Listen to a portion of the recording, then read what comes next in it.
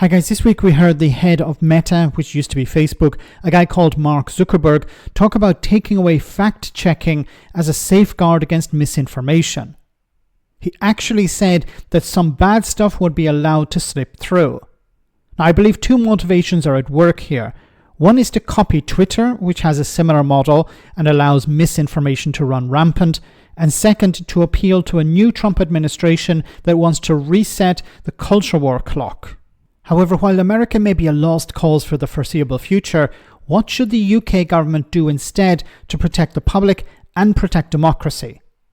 Technology Secretary Peter Kyle spoke to Laura Kuenssberg about what he's doing in respect to both. You're in charge of this for our nation's young people, children, vulnerable, and all of us as adults who, as you two at the top said, spend too much time on your phones.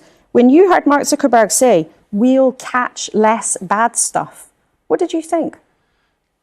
That the law isn't changing. And let me be really clear on this. Access to the British society and economy is a privilege. It is not a right.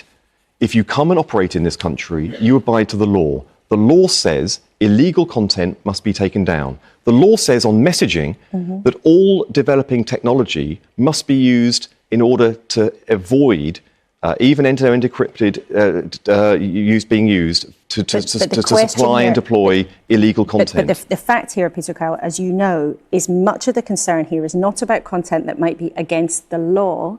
It's about content that might be harmful to people seeing it, even if it's not illegal. That was the whole big the big debate about the Online Safety Act, was things that were known as legal but harmful. So I really do think people would like to know what went through your mind when you heard Mark Zuckerberg say, we'll catch less bad stuff. Okay, look, the frustration I have is that the bill was conceived with a whole set of principles, including taking down illegal, but also tackling the area where the volume of interaction could have a negative impact, legal but harmful.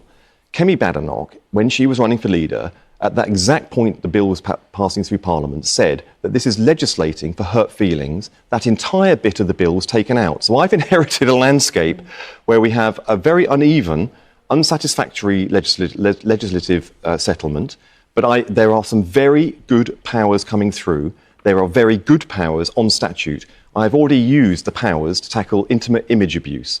I've already used the powers to tackle deepfakes, another piece of legislation going through in the coming months. I'm using the powers assertively to tackle the emerging threats and safety concerns. Our overall landscape makes sure that illegal content must be taken down, but I also have powers which I'm using to make sure that where there is harm, that we can tackle that harm, but particularly in the coming months, I will have the power and Ofcom will have the power to make sure that platforms only provide content that is suitable for the age of the person viewing it. And the sanctions that can come into force if they don't are very, very strident. In fact, the most strident in the world. Okay. This is a good start. The world of tech is fast moving. I am trying to keep up, but safety will always be number one so that we can safely explore all the opportunities technology provides. Okay.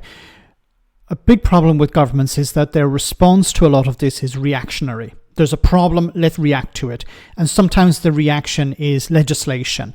And legislation takes time. And in many cases, by the time the legislation gets through Parliament, well, the law itself is obsolete because some new technology has got a way around that problem or whatever. So I think we need to take a more proactive approach to this. For example, strengthening citizens' access to fact-checking skills or fact-checking websites or fact-checking tools, educating the public through schools and through public campaigns to understand misinformation and how to deal with it.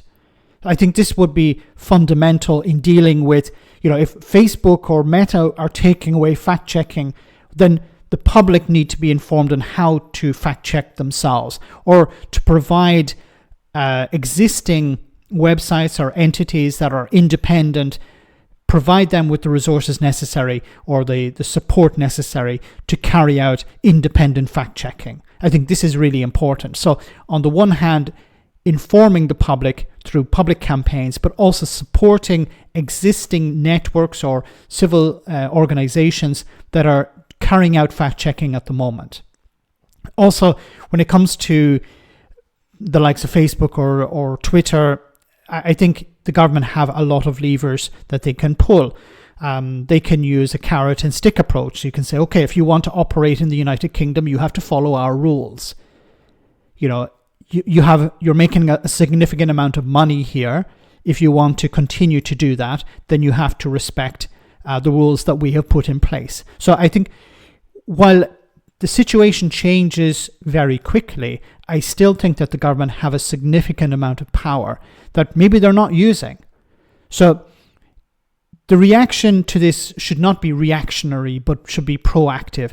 You know, there are a lot of problems here that we're going to see. We're going to see a lot of misinformation over the next number of months and years. And, you know, we know exactly who's pushing that. And the UK government have a duty to citizens, to democracy, to protect both of them. They have the power in many cases. But I think informing the public has to be fundamental here. Giving people the tools they need so that they don't have to hope that whatever information they're receiving is accurate, is factual, but they can use their own tools to filter out crap, basically. And I think this is probably more important than any sort of legislation.